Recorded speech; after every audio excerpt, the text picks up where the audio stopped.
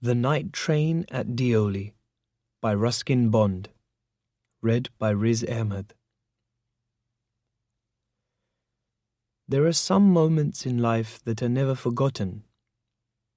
It can be anything.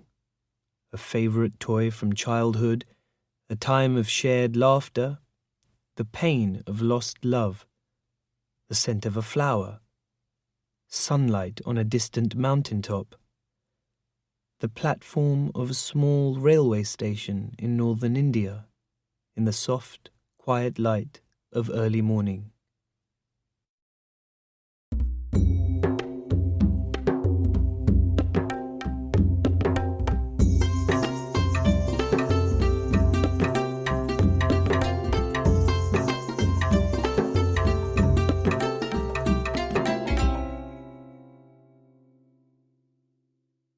When I was at college, I used to spend my summer holidays at Dera, at my grandmother's place. I stayed there in the hills from early May until late in July.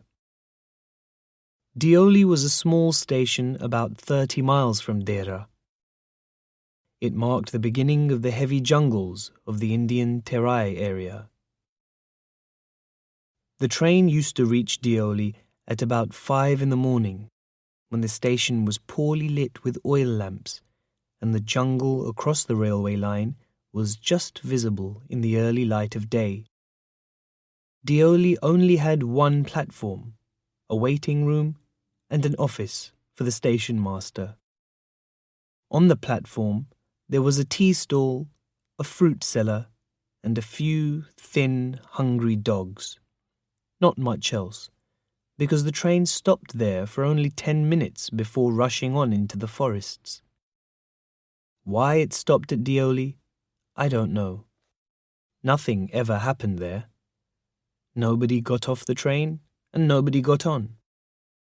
But the train always stopped there a full 10 minutes, and then a bell sounded, the guard blew his whistle, and soon Deoli was left behind and forgotten. I used to wonder what happened in Deoli, behind the station walls. I always felt sorry for that lonely little platform, and for the place that nobody wanted to visit. I decided that one day I would get off the train at Deoli and spend the day there, just to please the town. I was 18, visiting my grandmother, and the night train stopped at Deoli. A girl came down the platform, selling baskets. It was a cold morning, and the girl had a shawl thrown across her shoulders. Her feet were bare, and her clothes were old, but she was a young girl, walking like a queen. When she came to my window, she stopped. She saw that I was staring at her, but at first she pretended not to notice. She had a pale skin, shiny black hair, and dark, troubled eyes.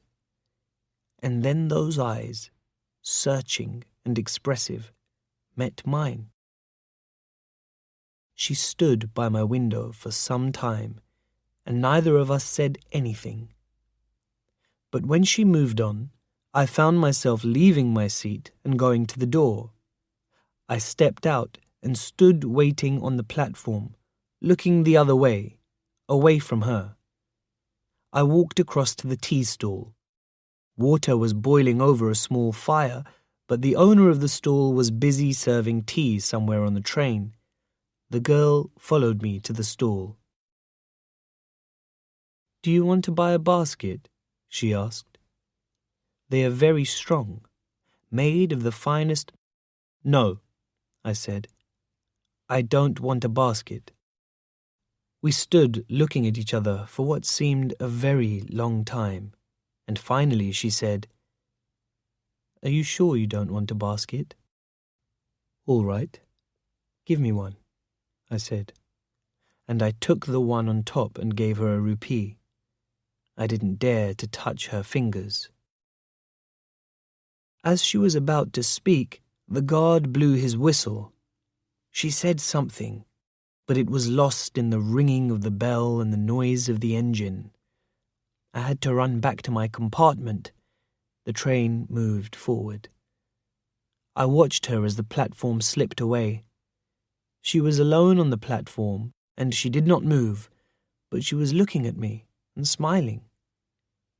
I watched her until the signal box got in the way, and then the jungle hid the station, but I could still see her standing there alone. I sat up awake for the rest of the journey. I could not get out of my mind the picture of the girl's face and her dark, burning eyes. But when I reached Dera, I soon forgot about the meeting because there were other things to think about. It was only when I was making the return journey, 2 months later, that I remembered the girl. I was looking out for her as the train entered the station, and I was surprised how excited I felt when I saw her walking up the platform. I jumped out and waved to her. When she saw me, she smiled. She was pleased that I remembered her. I was pleased that she remembered me. We were both pleased, and it was almost like a meeting of old friends. She did not go all the way down the train selling baskets, but came straight to the tea stall. Her dark eyes were suddenly filled with light. We said nothing for some time, but we each knew what the other was feeling. I wanted to put her on the train there and then, and take her away with me.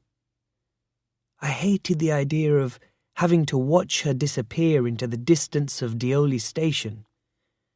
I took the baskets from her hand and put them down on the ground. She put out her hand for one of them, but I caught her hand and held it. "I have to go to Delhi," I said. She nodded. "I do not have to go anywhere." The guard blew his whistle for the train to leave. How I hated him for doing that. "I will come again," I said. "Will you be here?" She nodded again, and as she nodded, the bell rang and the train started to move. I had to pull my hand away from the girl and run for the moving train. This time I did not forget her. She was with me for the rest of the journey and for long afterwards. All that year she was a bright, living thing in my mind. And when college finished, I packed and left for Dera earlier than usual. My grandmother would be pleased at my eagerness to see her. I was anxious as the train entered Deoli because I was wondering what I should say to the girl and what I should do. I was determined not to stand helplessly in front of her, unable to speak or express my feelings. The train came to Deoli, and I looked up and down the platform, but I could not see the girl anywhere. I opened the door and stepped onto the platform, deeply disappointed and fearing the worst. I ran up to the station master and said, "Do you know the girl who used to sell baskets here?" "No, I don't," he replied. "And you'd better get on the train if you don't want to be left behind." But I walked up and down the platform and stared past the station buildings. All I saw was a tree and a dusty road leading into the jungle. Where did the road go? The train was moving out of the station, and I had to run up the platform and jump for the door of my compartment.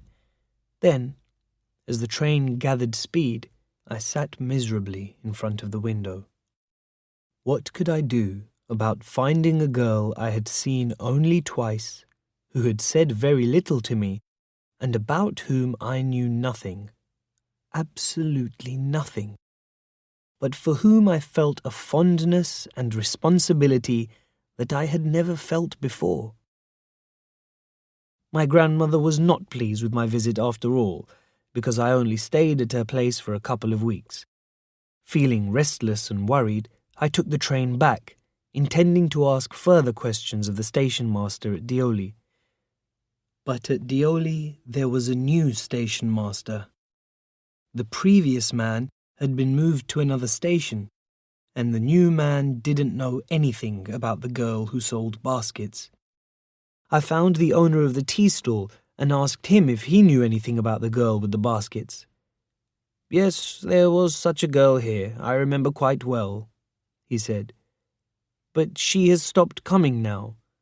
"Why?" I asked. "What happened to her?" "How should I know?" he said. "She was nothing to me." And once again I had to run for the train. As Deoli platform slid away, I decided that one day I would have to break my journey there, spend a day in the town, make inquiries, and find the girl who had stolen my heart with nothing but a look from her dark, impatient eyes. I cheered myself up with this thought during my last few months in college.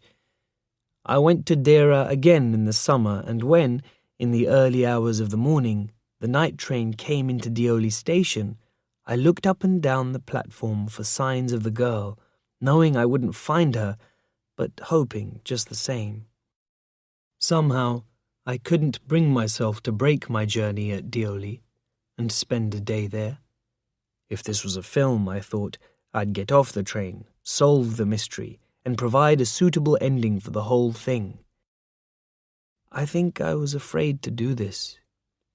I was afraid of discovering what had really happened to the girl. Perhaps she was no longer in Deoli. Perhaps she was married.